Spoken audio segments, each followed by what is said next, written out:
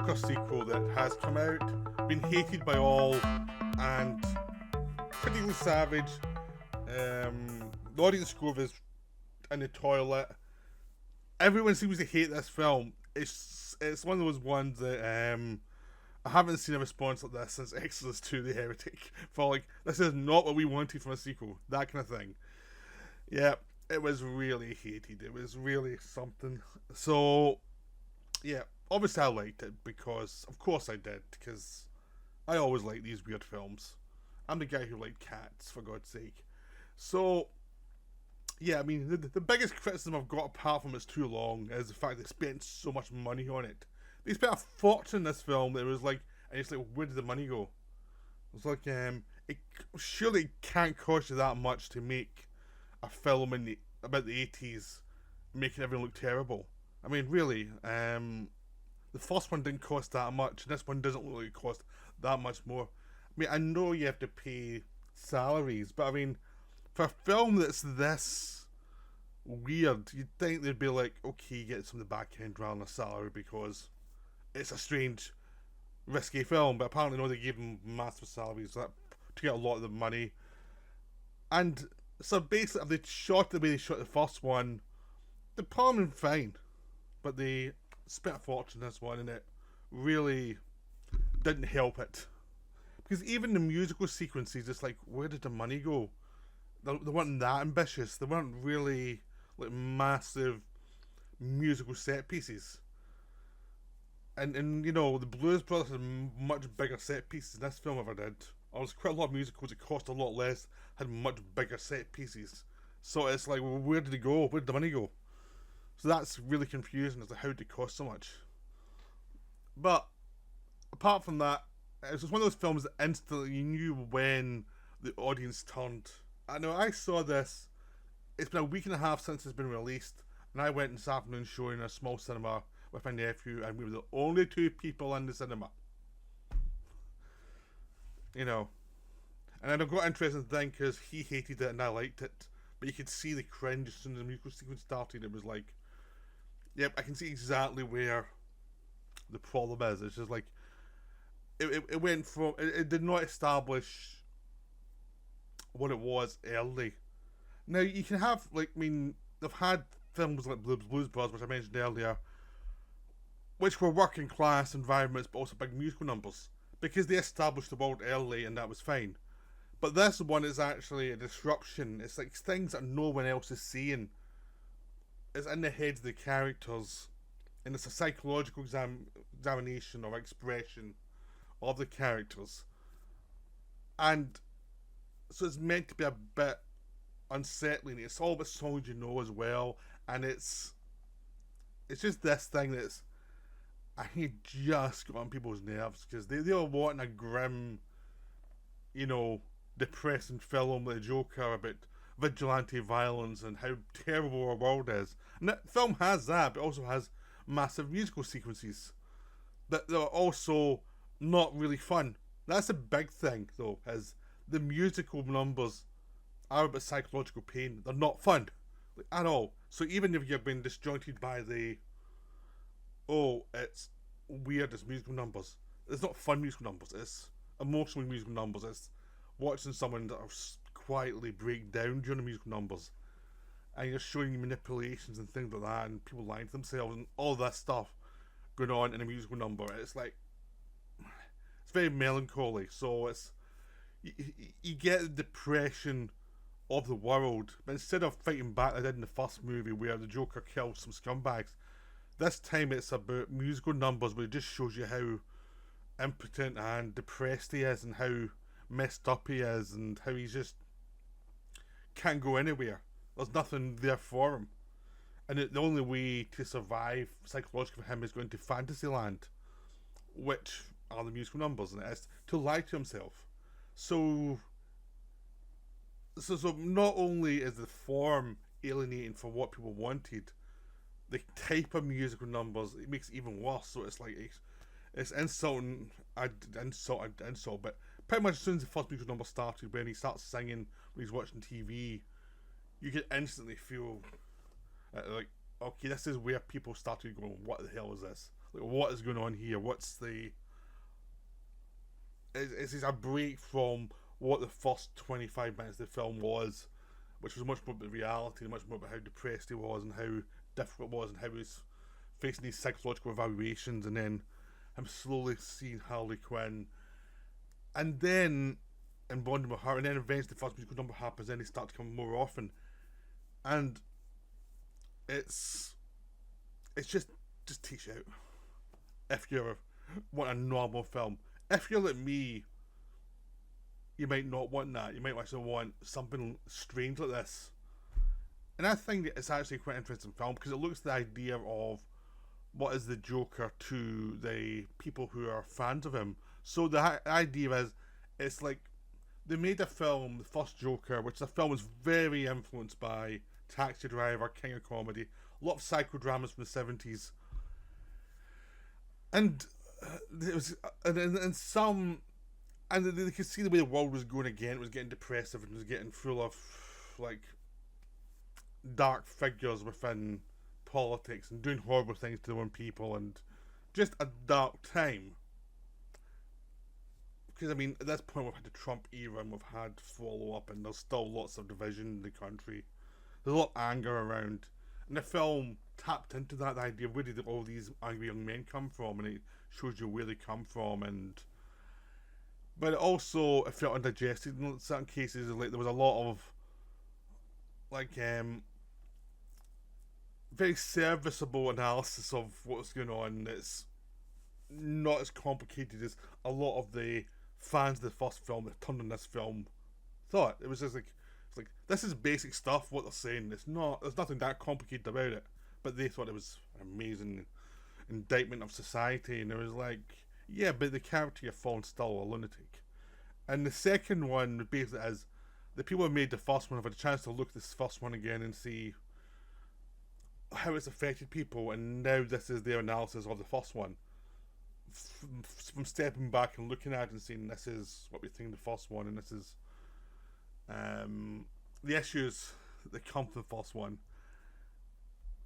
And it's not all positive for people who loved the first one, because there was multiple flaws in the first one you could pick up on and say, look, these are issues, which this film does. So it is reflecting on the first film, the same way the character of Arthur Fleck, played by Joaquin Phoenix, is looking at the actions of the first one, and the director Todd Phillips is looking at his first film.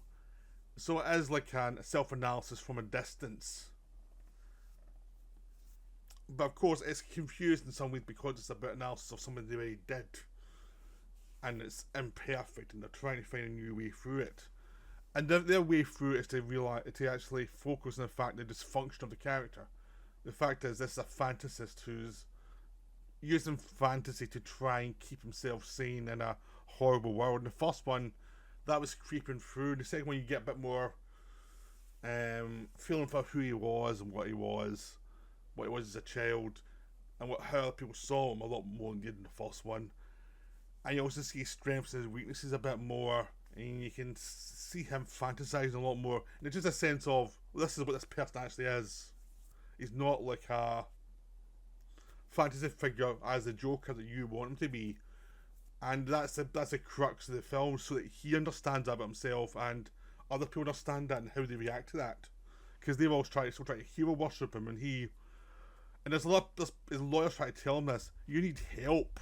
You've got a lot of problems. You need help. You don't need this kind of mania that's going on to face up to your problems. You need to be in like with some serious psychological evaluations, not been thrown into a prison, Arkham Asylum basically, where he's treated horribly, or tried publicly. He needs to be studied, which of course they don't do.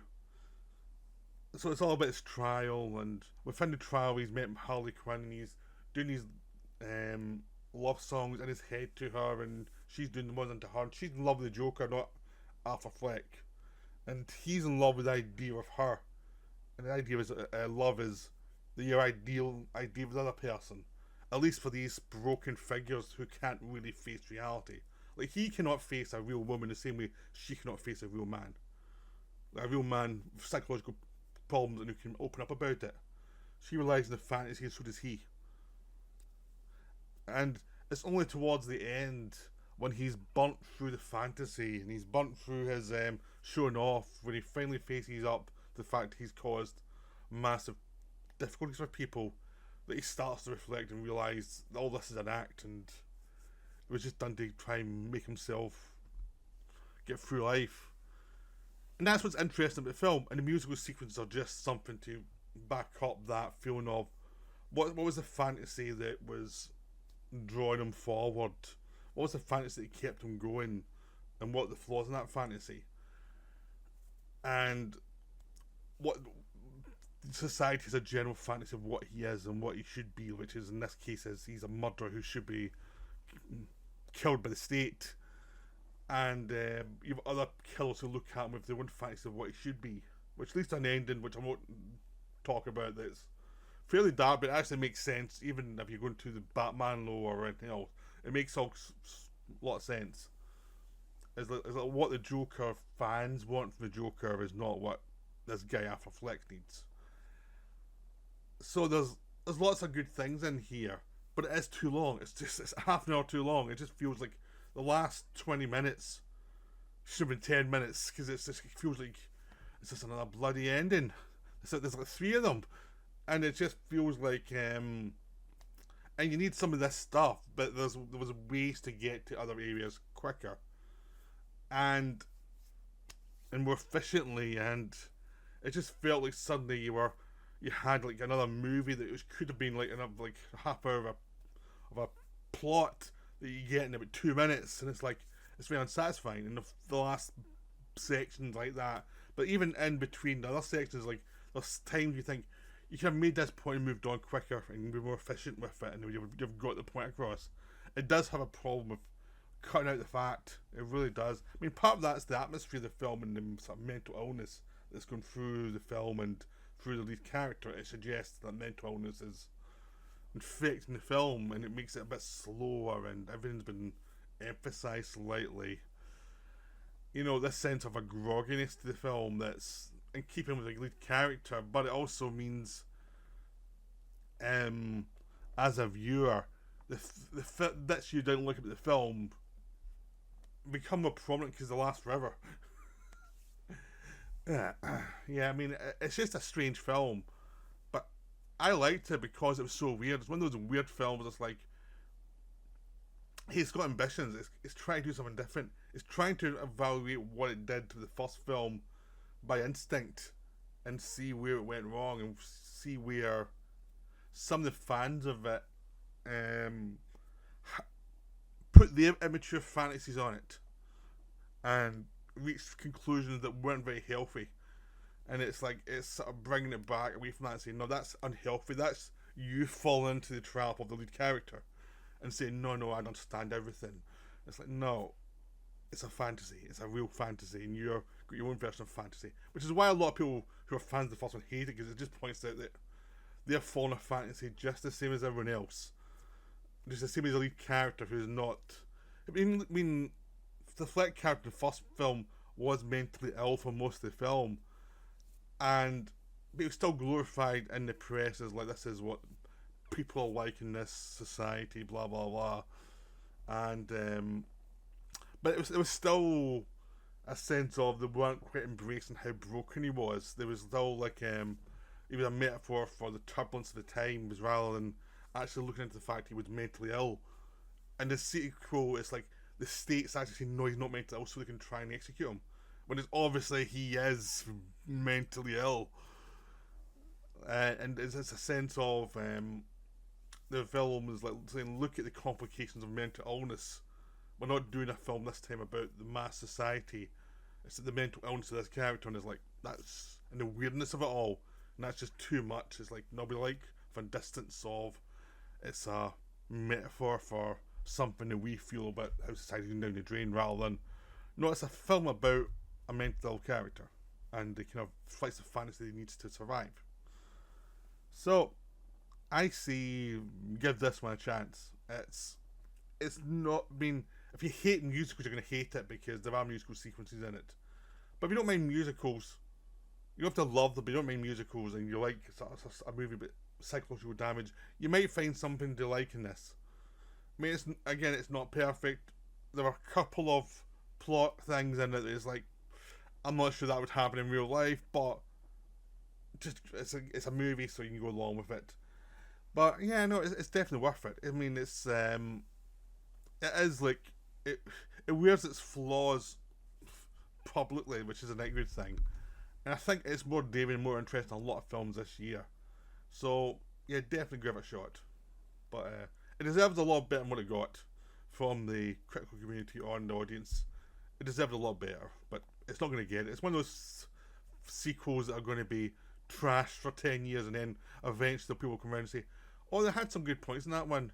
For me, it's much more interesting than the first one. The first one, I watched it when it came out, and I watched it a few weeks ago for this film, and I've had no urge to watch it in between because it feels like there was nothing really to it. It was just like, yeah, we know all this stuff, and the way they did it in the first one wasn't that interesting. And this one, well, this is much more interesting. This is more about what you can want from this kind of subject matter, but done in a crazy way that will alienate most of the audience. So, yep, go see it.